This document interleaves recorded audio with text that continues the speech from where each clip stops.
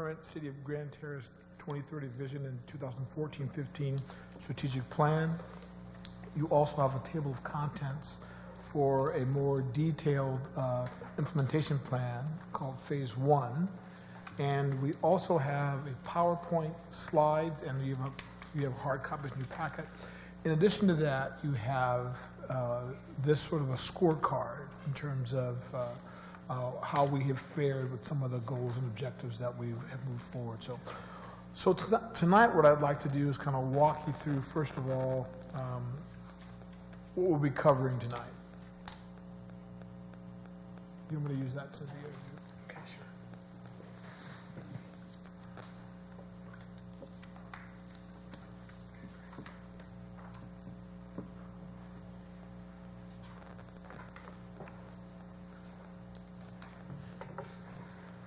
So as the mayor indicated earlier, this is the City of Grand Terrace 2014 through 20 strategic plan. It's an update for tonight, tomorrow, and also on Wednesday. So overview of tonight's presentation. We review the previous planning session data, stages of planning. We'll talk about the scorecard and the opportunity to make any sort of adjustments that might be needed. So in April 2014, the council met and they came up with a vision, mission, vision, and some goals. The council's mission at the time was to preserve and protect our community and its exceptional quality of life through thoughtful planning within the constraints of fiscal responsible government. And their vision was Grand Terrace is an exceptionally safe and well-managed city, known for its natural beauty and recreation opportunities, a vibrant and diverse local economy, a place where residents enjoy an outstanding quality of life that fosters pride and engaged community, encouraging families to come and remain for generations. Out of that, we have our core services: open and inclusive government, honesty and integrity, mutual respect, exceptional customer service, innovation, creativity, positive and productive work environment. So one of the interesting things, there are 5 sort of goals in which the council came up with. This is sort of a work plan. So what's important here is not only did the council define the 5 goals, but often the question is, what does that look like? You know, my goal is to ensure our fiscal viability. What does that look like? It's a commitment to a balanced budget, identifying additional revenue sources, review expenditures and seek savings, explore creative means to provide services, ensure appropriate cost recovery for services. So one of the things that we'll be doing tonight is going through those areas to determine what have we done so far. Do we need to make any adjustments?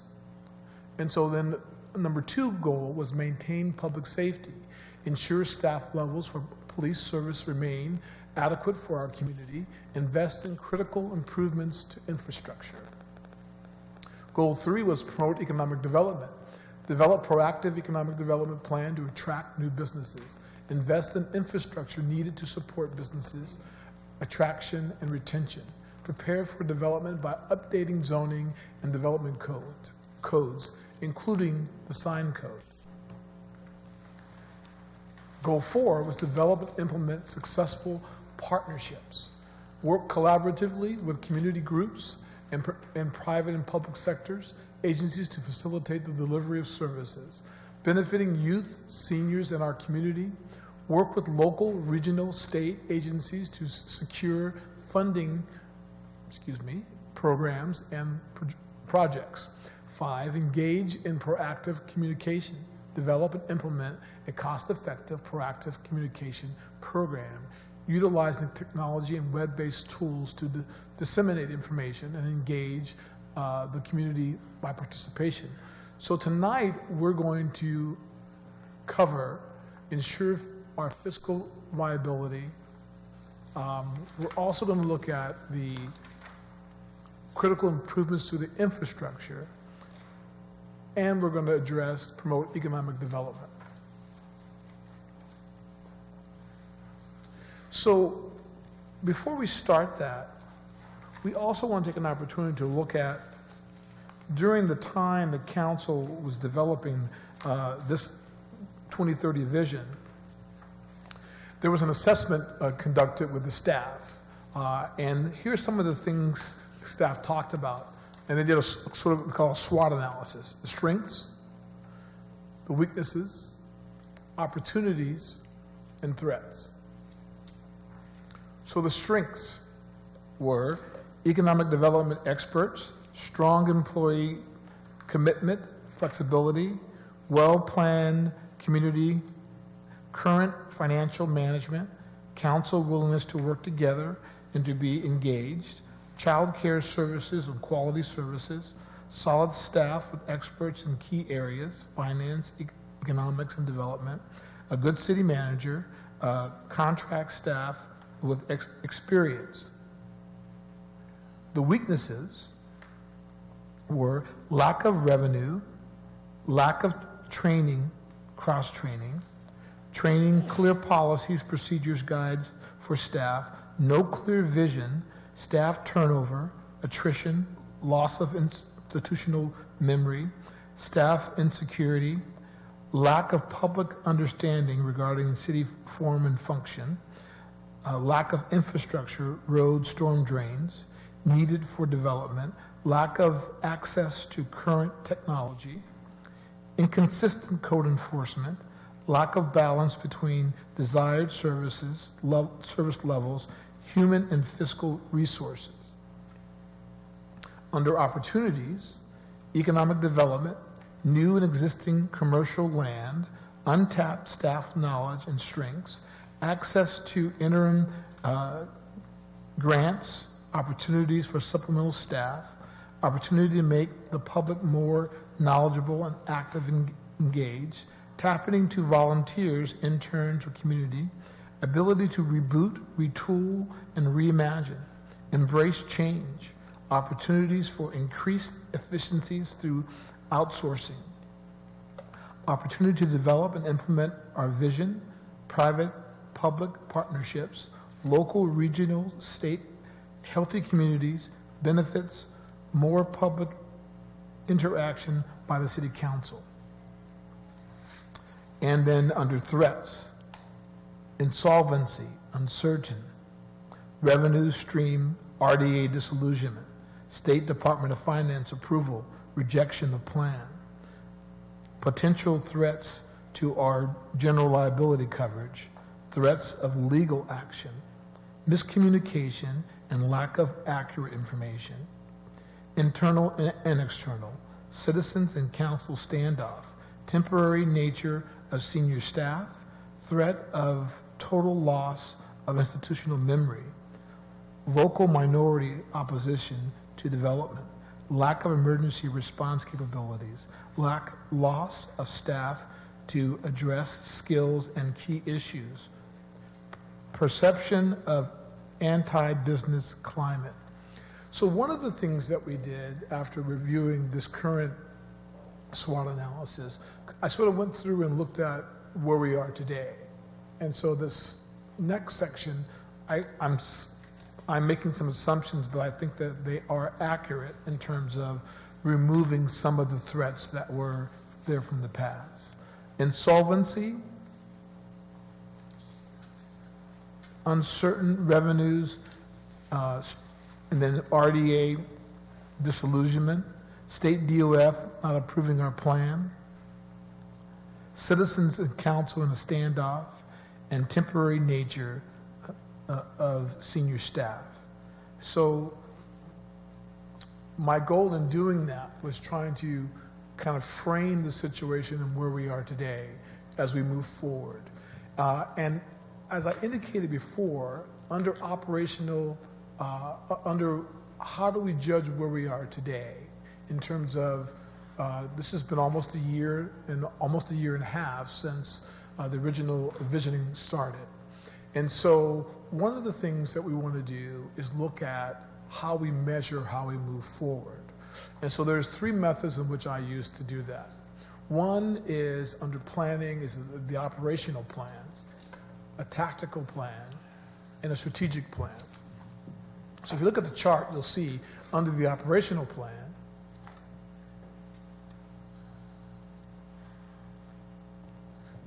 that is a period between 30 and 6 months. That basically says we have to make a change now. And in doing so, we are operational changes, first step in developing the processes to ensure agency does not continue previous mode of operations. Agency is aware that something needs to change. So you're identifying, you know there's something going on, there's some issues, your current operations isn't giving you the outcome that you want. So this is the time where you examine what's going on, and I think that's part of the structure of the visioning process in terms of you're laying out a roadmap. The next part of the phase is the tactical, and tactical occurs between 6 months and 2 years, and your strategy for change are identified, and the agency is working to implement the strategy, but is not quite there yet. A roadmap has been established. Then next we have the 2 to the 5 year period. The organizations that identified the issues developed a new strategy, planned for a different outcome, established milestones, and is hitting benchmarks. At this time, things should be routinely falling into place. Outcomes are predictable. And so that's kind of where we want to go tonight in terms of letting the council know what stage are we in the planning of how we're moving forward. There's a long list of activities with 5 goals and objectives and all of those different goals. And so what we'd like to do tonight is kind of talk about where we are on achieving those individual tasks that's been laid out in the 2030 vision. I have a question before Yes. you go forward. As you're crossing off items, you have crossed off insolvency, and we have been looking at budgets projected out over the next 5 years, which showed a little bit more uncertainty as far as being able to balance a budget. And so at this point, you're saying you believe that has changed?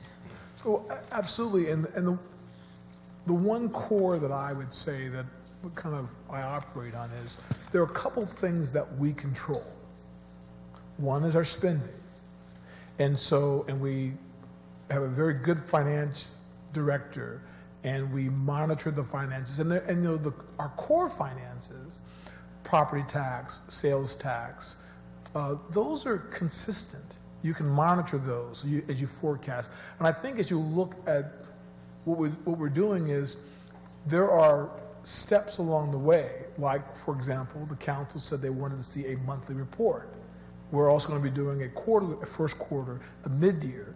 And so those are really an opportunity for us to look at how we're moving forward. And it will allow us to make a turn and make an adjustment so we don't end up in a negative situation. Now, I would say that in our 5-year projection, it did show that of the $5 million budget annually in 2 years, we were going to be, I think it was $25,000 in the second year if we didn't make that adjustment.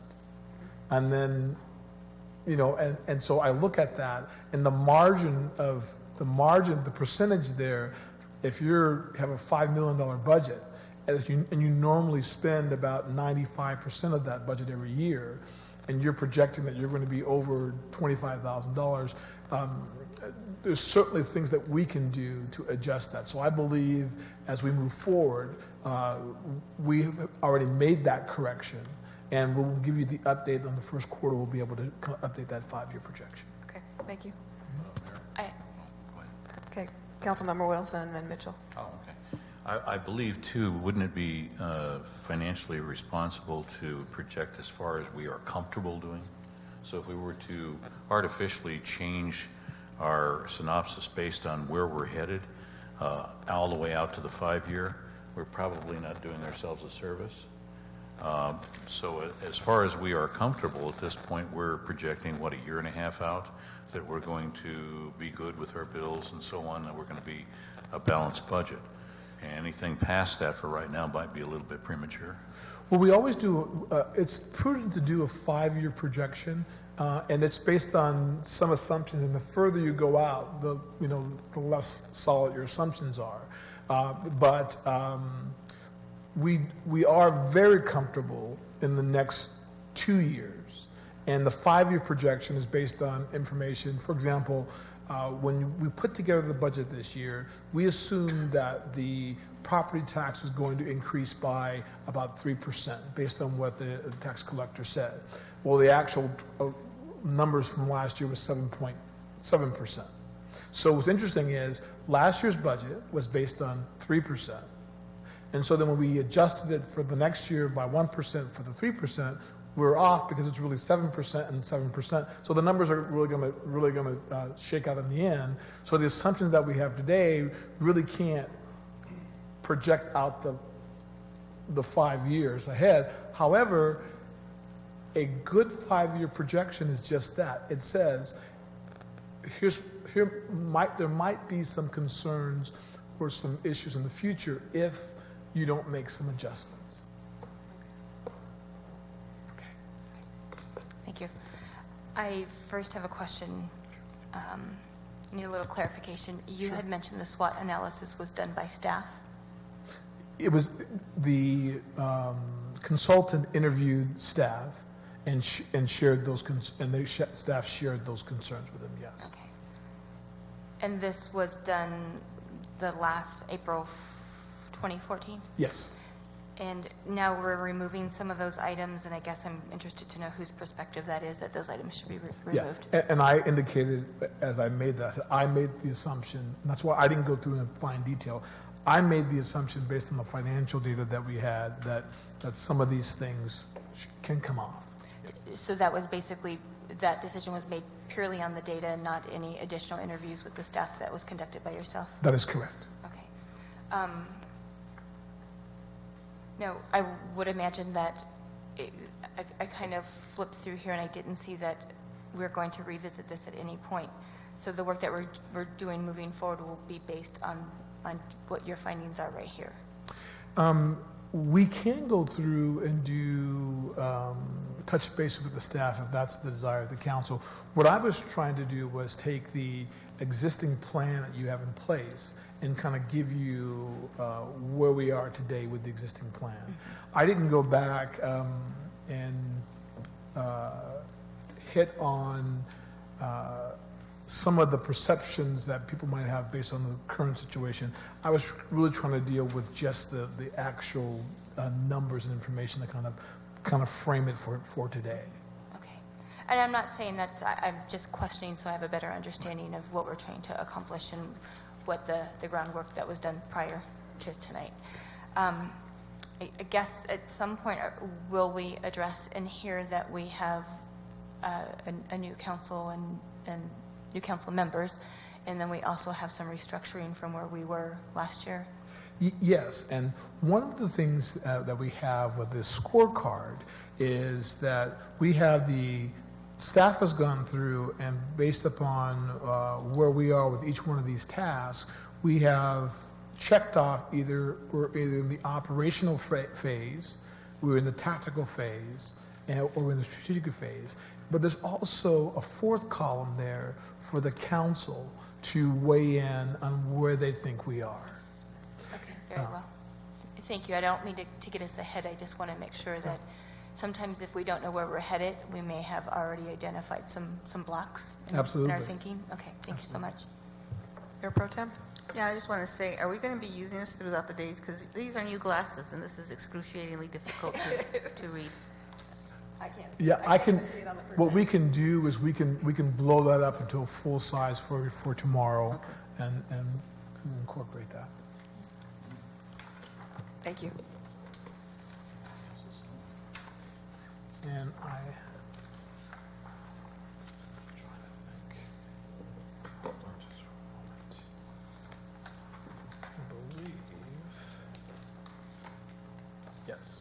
So we've also provided you a copy of it in the actual the 2014-2020 strategic plan. It's on page 8, I believe.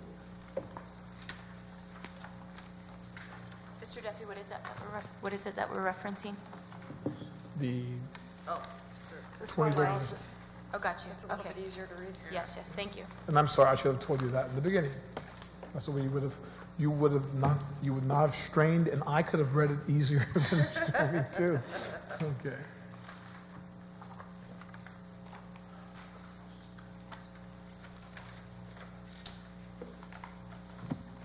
Madam Mayor? Councilmember Wilson? I was not in attendance back in April of 2014, and so I see the value of this SWOT analysis. Would it be appropriate, as we look at some of these strengths and opportunities and weaknesses and threats, not only to cross things off on the weakness and threats portion, but also check mark the strengths? Because it would seem to me, I would like to know, yes, we know we have a strong employee commitment, flexibility. We know we have a good city manager. We know we have a contract staff with expertise. Many of those things that we're looking at for strengths to accomplish are there at this point, I feel. Right, and the idea behind this is, at the time, they were identifying that they believe those were the strengths, and so you're saying we would affirm that we still believe that these are strengths? Okay. Yeah. There was one in here about temporary senior staff, and I think that's changed as well. Was that under the threats? Or was that under weaknesses? Yeah, under threats, temporary nature of senior staff. We had a number of, they were temporary staff members. It's pretty plainly stated there, but I believe that has changed.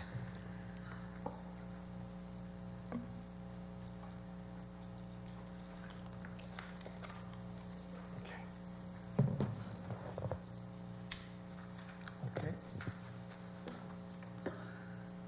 Thank you, Mr. Duffy. You want to continue? Sure, absolutely. And so we have Ms. Fortune's going to come up and talk to us about Goal 1, ensure our fiscal viability. And she will kind of go over some of the things that we have done and where we believe we are in terms of the, once again, operational, tactical, and strategic approach to this section.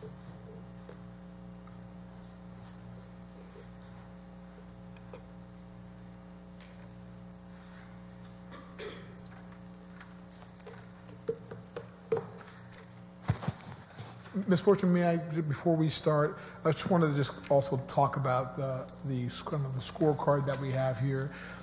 On the side of each scorecard is priority 1 through 5. If this is something, as we go through these different sections, if it's something that the council has a significant, believes is a significant priority, I suggest that you put a number 1 down, and it's sliding down to 5 in terms of lower priority.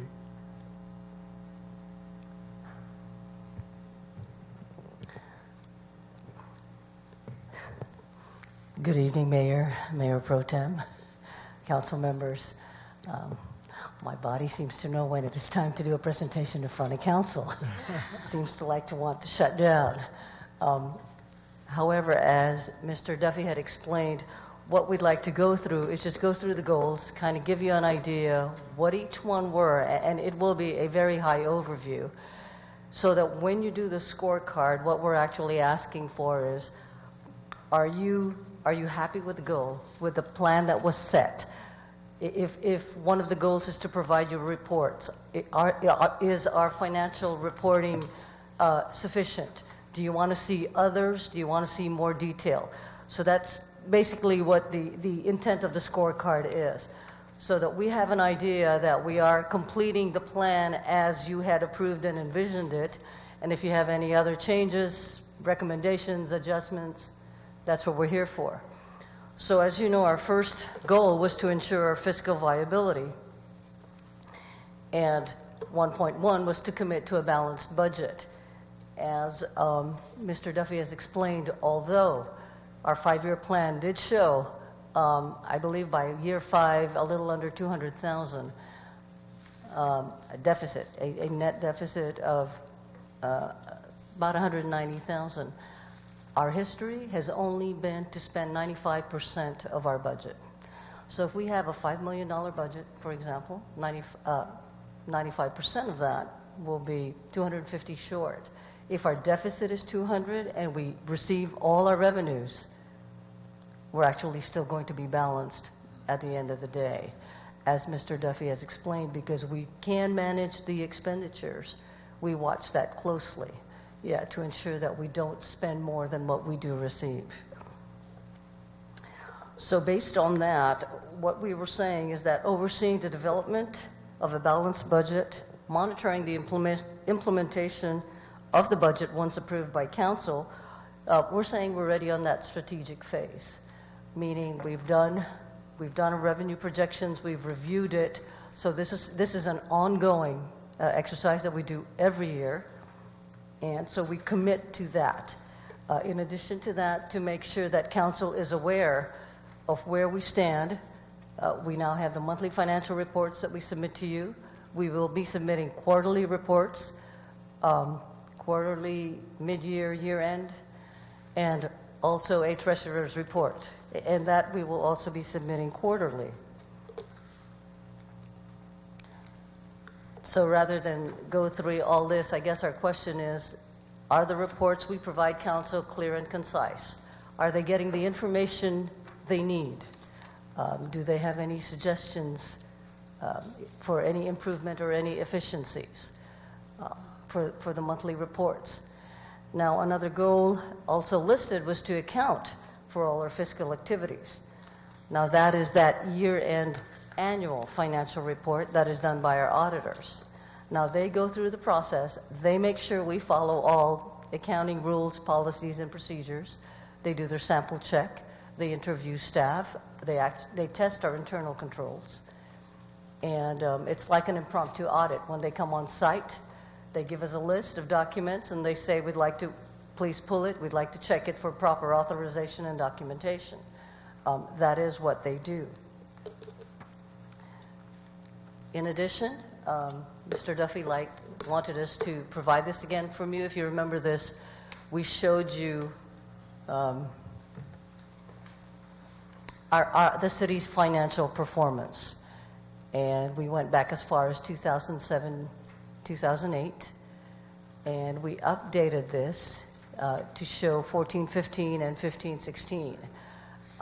We are currently right above vulnerable at the sustainable stage, but our goal is to get our financial performance to the healthy stage.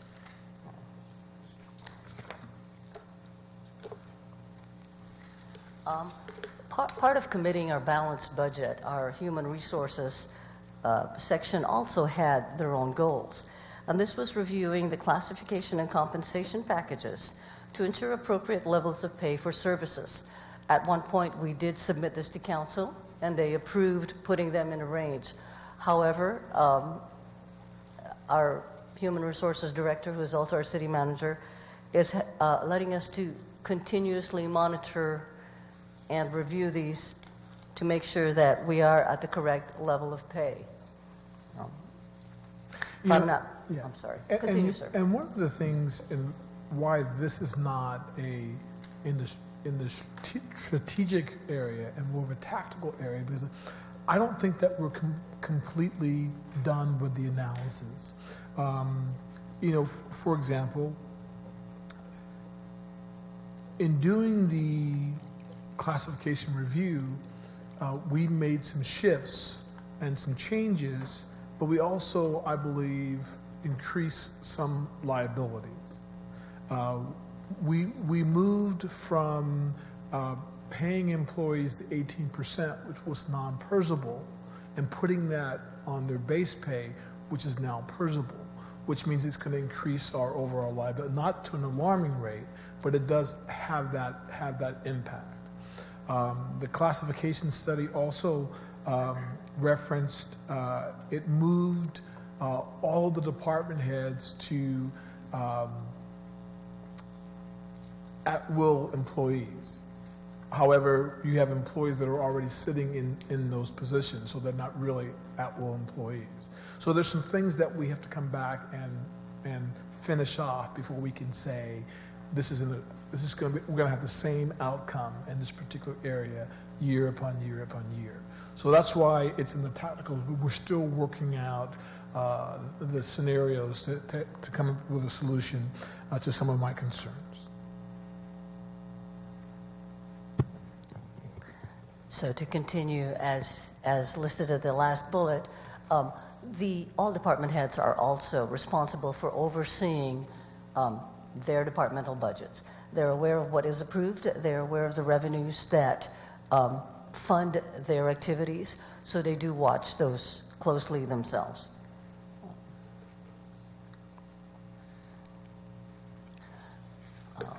Another strategy under ensuring our fiscal viability was to identify additional revenue sources. At this time, exploring potential revenue sources, whether it be an additional fee, an additional tax. We are considering ourselves to be in the tactical stage. That's right. Well, and there are a couple things. For example, the mayor and I met several months ago with the cable company, and we talked about the city's PEG fee. That the city doesn't have a PEG. A PEG fee is a public education government channel. It's the 1% on the cable franchise bill that we didn't employ. Most cities have that. They have the 5% state franchise, and they usually have a 1% PEG fee. And so, and then we also recently increased the trash rates, what's also increased our overall franchise fees. And then we're looking at an entire master fee schedule. And so to make sure that we have full cost recovery. So we're not finished yet in terms of solidifying that area. That's why it's still in the tactical arena.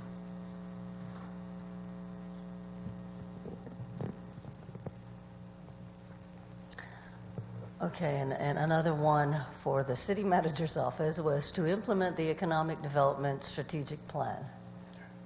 Yeah, and so in that particular case, we are still working on a strategy. The previous administration did have some material they put together to go out and market the city. We were just tweaking and adjusting that to be able to send it out. For example, a marketing strategy that says the city has the 5th highest per capita or median income. The language is different from what I would use. I would flip it around a different way to say we have one of the highest in terms of we're in the top 20% or something like that. And so it's just things like that. I want to market the quality of life and accent the uniqueness of the community. And I think we're close, but we're not quite there yet to be able to do that. It's very interesting because when we were at the conference, League of California Cities Conference, the developers were speaking, and one of the developers had said, the city that puts together the package that markets itself will catch the attention of the developer. And you have to believe in your city. And if you can be ready and be efficient and be professional when you make that call, and if you can show us that you have other partners, business partners that are successful, then we'll most likely come if it pencils out, obviously. And so one of the things, one of the strategies that we want to use is we want to take the existing success stories that we have and provide testimonials and include that in our packet that we send out to businesses. But I think the most important thing is a compelling letter to identify why would a business want to locate here. You know, things like the median income, things like the educational level of the community. Employers are always looking for an educated workforce. And also things like childcare. packaging that along with our overall engagement letter is going to help us stand out as we look at, we're in the center of the Inland Empire. And so on one side of us is 300,000, on the other side is another 300,000, those are just the cities. So we're in the center of commerce. And so that's sort of what I'm trying to pull together to be able to send out as our, come join us.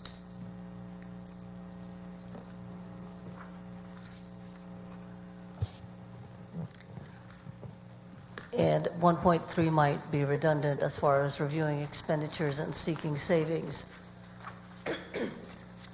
That is the same as, yes, monitoring our budget. The department heads have been very diligent about watching their expenditure budgets. So even if they know that our budget is balanced, they're very good about trying to be very, very diligent and seek savings wherever possible. So now 1.4 is exploring creative means to provide services. So the city manager is tasked with exploring the viability of forming special districts to provide specific services and or maintenance. One of the highlights in the league conference over the week is the formation of enhanced infrastructure facilities districts. Financial districts. Yeah, financial districts. Would you like to elaborate? They're on that? EIFD, they're called EIFDs. And basically, they provide an opportunity or a replacement for redevelopment. And it allows a city to use its tax increment to be able to move forward in projects. So one of the best things about the project is you no longer have to have a contiguous boundary. So if you wanted to do a new library, a new road infrastructure, a new community center, and they're in multiple places throughout the city, you can actually do an EIFD there. The only real difference in this and redevelopment is you can't incorporate the school districts any longer. And so you could actually use your tax increment. I'll give you an example on how that could possibly work. If the city wanted to establish or work with the county to develop a new library or a new community center, along with other local partners, the city could do that by establishing an EIFD. And the EIFD can happen in a couple ways. It can be established by the council, and only the property owners have to vote in order to do that. So you basically take a property that is currently worth $10 and you're going to develop it into a $100 property, and I only use tens are easier. And so you can use that tax increment over a 45-year period to be able to finance your program, paid for by the increment in the tax increases. How many cities in California have done these?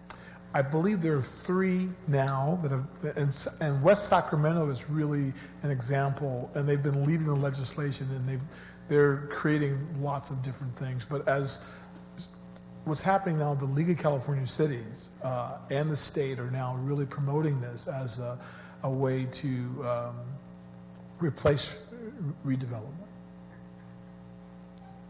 Madam Mayor. Councilmember Wilson. I want to understand then, and that would be, it can be then site-specific, in other words, be based on the map benefit, and it doesn't have to be a city-wide thing necessarily? That's correct, sir. There's a city close to us, I can't remember if it's Redlands or Yucaipa, that is trying to form a district like this as well.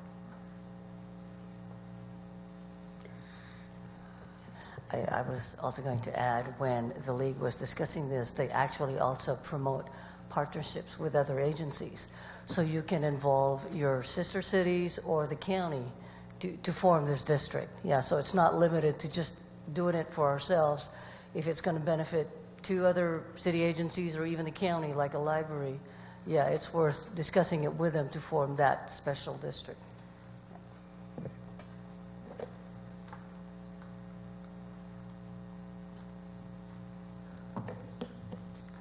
and to continue as far as exploring creative means to provide services.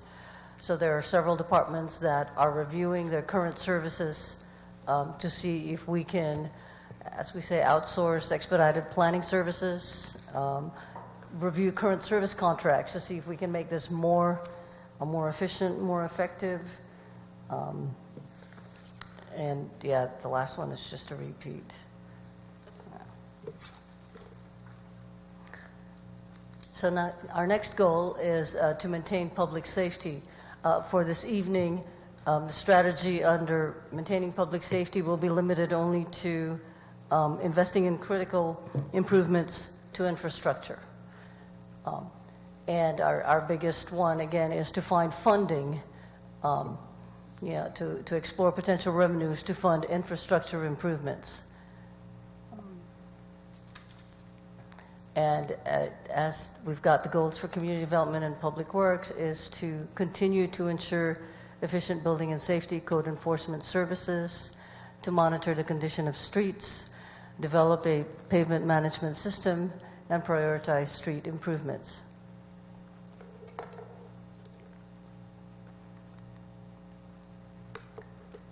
Our third goal for this evening is to promote economic development. And the city manager is tasked with developing a comprehensive economic development plan, prioritizing efforts for the next 5 years. And as you can see, we've listed that as operational because we haven't been able to. Yeah, and so we're still in the process. For example, we're doing individual things instead of a comprehensive plan. And so I believe in the next 3 months, we'll have a comprehensive plan together to be able to roll that out to the council, to be able to say, here's our tactical approach. And then we should see some things start to fall into place. We've got, from redevelopment properties that are, the city has the ability to market, from a number of individual private properties that are vacant, that are out there, pulling all of those together and coming up with a marketing strategy that whether it is public or private, we're able to offer new businesses and existing businesses an opportunity. Also including things like creating an incubator site and things like that, where there's been some discussion and some requests from council for me to examine. Pulling that all in together as one comprehensive package is very important. So it's not only just an individual strategy. So that's why that's listed as operational at this time.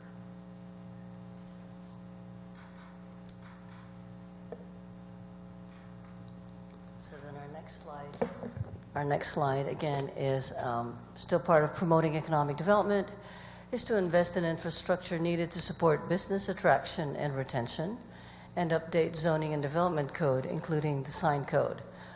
Council is aware we are working on the sign code, which we will be bringing back to council.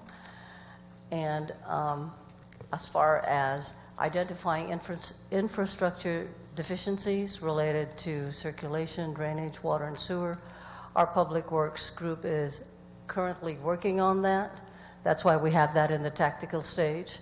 So as we have both zoning and development code. So we're currently working on these, and within six months to 2 years, City Council will be provided additional information about these activities.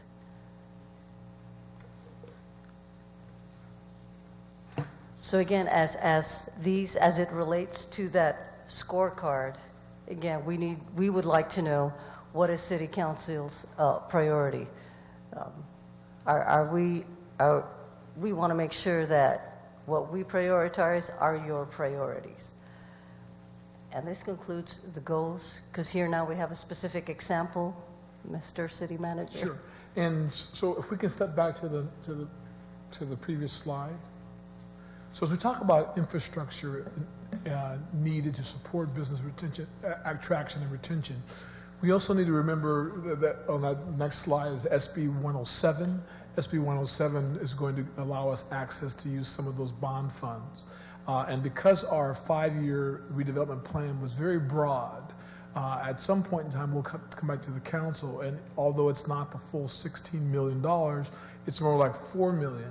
We'll need to prioritize how the council would like to invest that $4 million, whether it is in a standalone project or whether it's in conjunction with a developer who's going to be doing something that we can facilitate and get more bang for our buck. In addition to that, recently the council approved a contract with Interwest for the pavement management study. And so tonight we have Theron Roshin from Interwest sort of give you a specific example of what the pavement management study would look like and what it would yield at the end of that initial part of that process. Good evening, Mayor and council members. Theron Roshin with Interwest, and as we get the PowerPoint put up here, kind of queuing off what you're doing tonight, the tool I want to present to you is the pavement management system, which gives you a way to objectively analyze the condition of your streets and make those strategic and tactical decisions on how your maintenance dollars are spent. So what this pavement management program does, it's an asset management tool, and it's focused on pavements. You conduct an inventory and you assess the current condition of your pavements. You can record what treatments you're doing on those pavements over time, and it has the ability to predict what the condition of those pavements are going to be in the future if you don't do anything.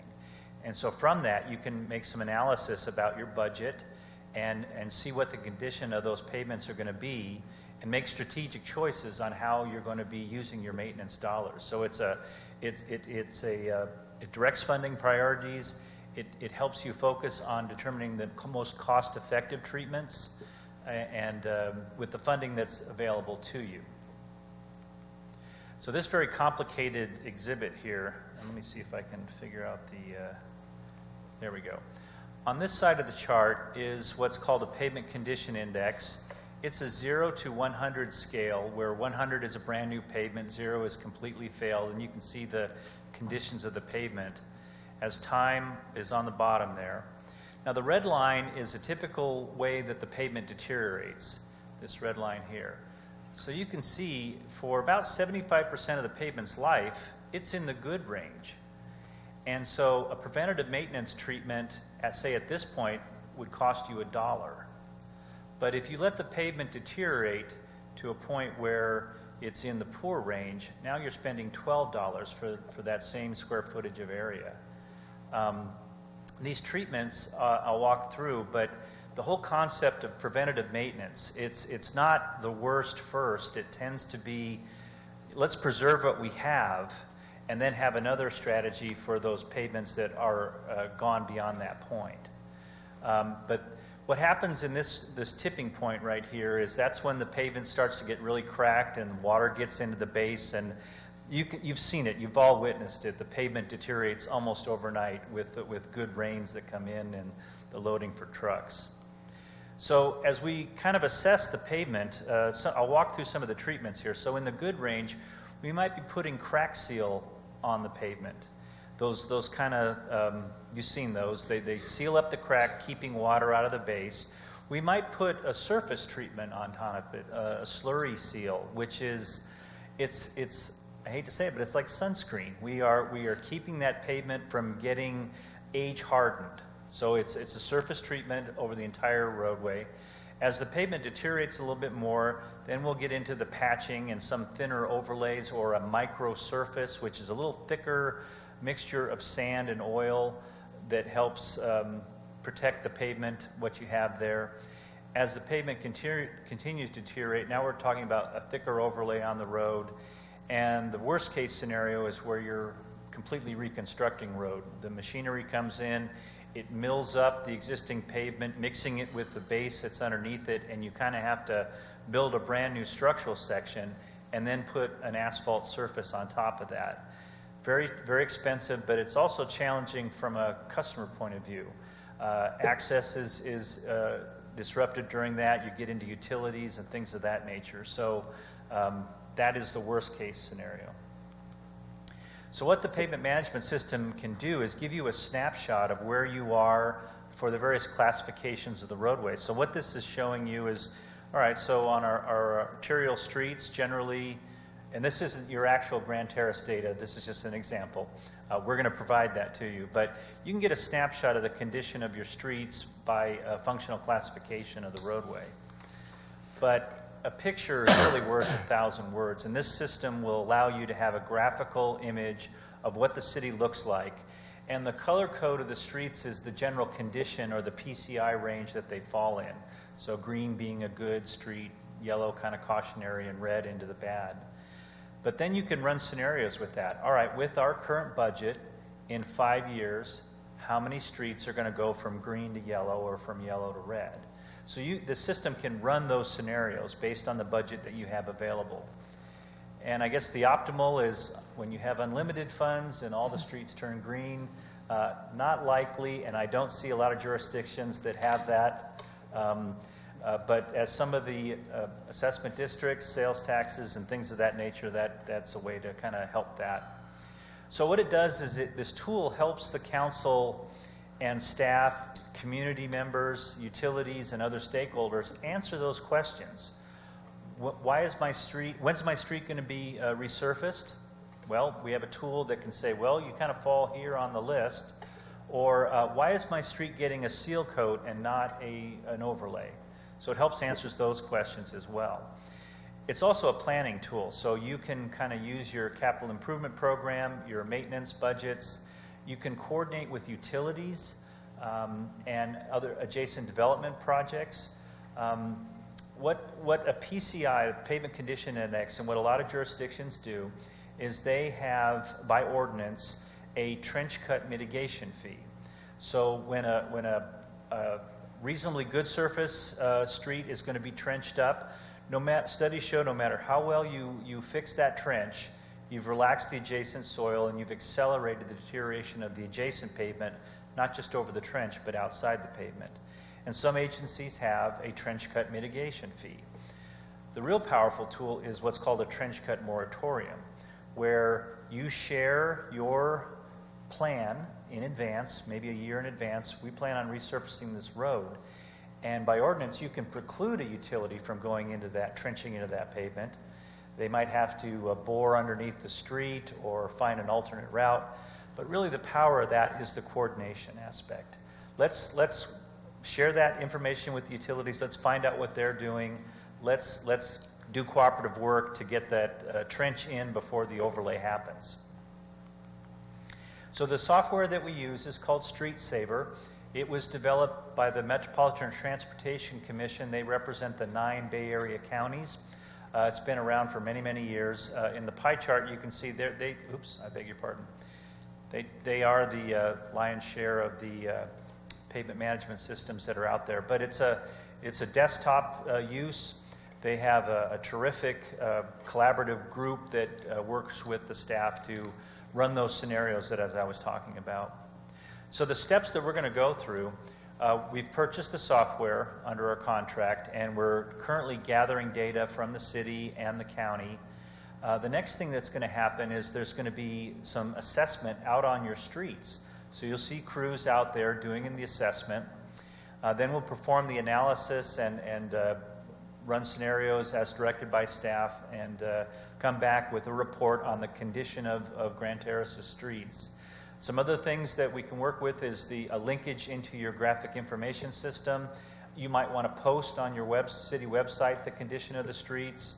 We can generate technical reports and presentations like this, help in budgeting and CIP development.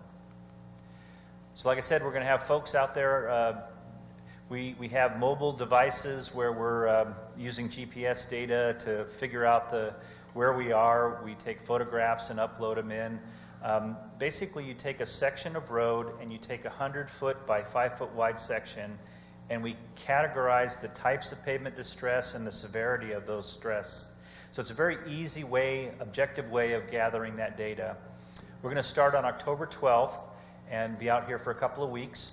We're also going to be collecting information about the current state of your handicap ramps or ADA compliance, and also looking for damaged curb, gutter, and sidewalk on the streets.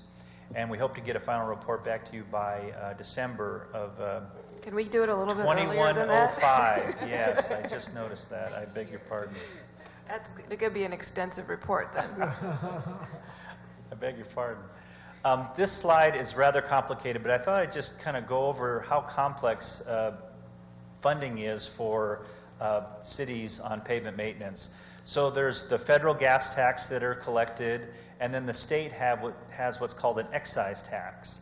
That's the sale price of gas, and it fluctuates. But generally, for the federal money, it comes in and it's split in this chart. I beg your pardon. In this chart here.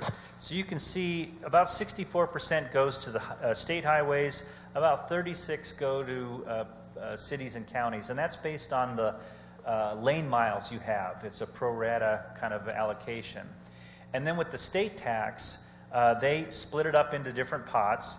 You have what's called the SHOP, which is the State Highway Safety Program, and then the STIP, which is 44, a State Transportation Improvement Program. Those are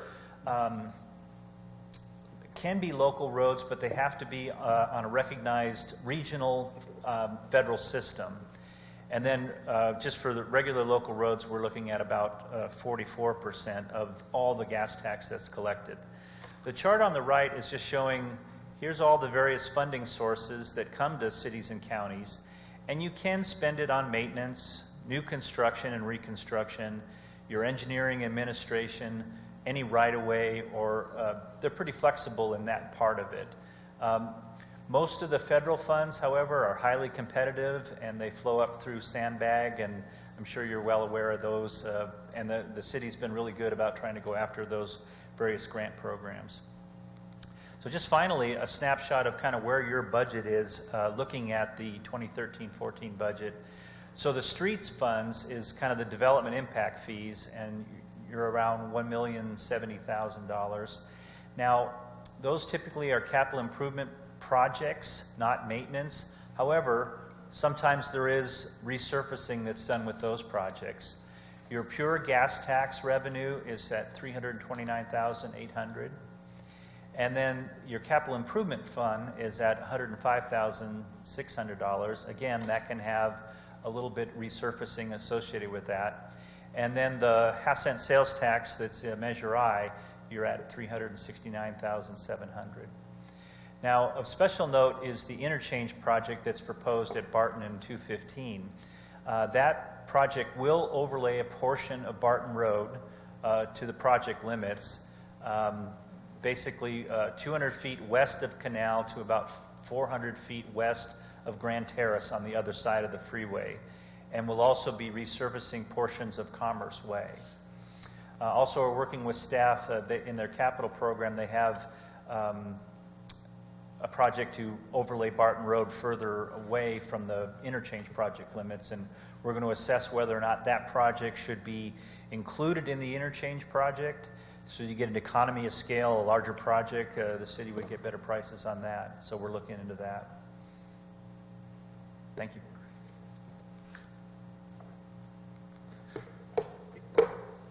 Also, Mayor, in addition to that, there are some other avenues which the state has. I'll give you an example. So the city collects about $50,000 a year from Burtec for a impact fee for driving the trash trucks throughout the city. The state has I think they call it S-TRIP funding program, where they will give you, if you commit to them a certain amount of resources. For example, if we were to say we want to pledge this $50,000 for 20 years, they will give us $1 million to help us surface our streets.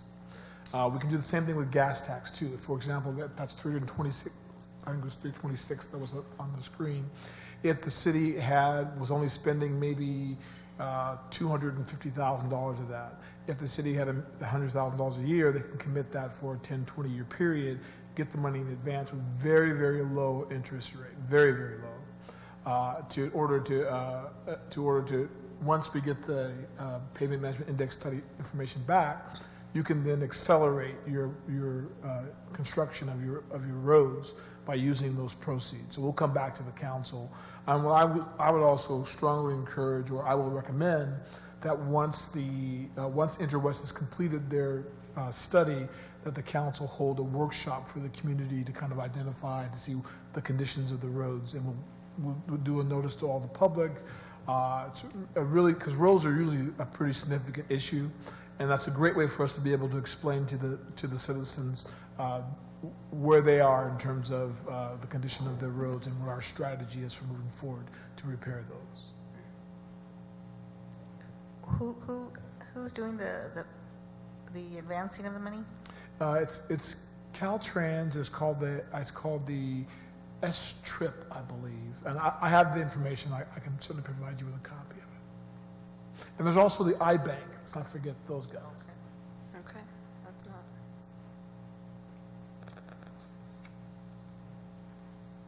Okay. So, Mayor and Council, that's really all the information that we have for you tonight regarding those three particular areas. We can certainly spend more time if you want to go through the little scorecard, if you have any questions of us. We covered a lot of information tonight, so wanted to leave time for the council to kind of ask any questions or for us to expand on. Does council have any questions of staff?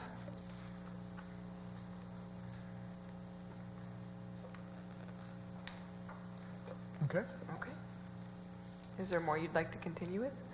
I believe that's the extent of our presentation for tonight. Okay.